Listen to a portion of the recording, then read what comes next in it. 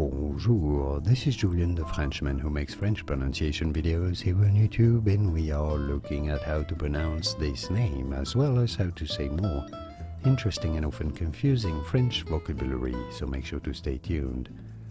So in French this is said as garde manger, garde being French for to keep, manger is to eat, so a place where you store food generally. In English this is said as garde manger from French garde manger. And now you know. Did you get this? Was this any helpful? Let me know in the comments and by using the like button.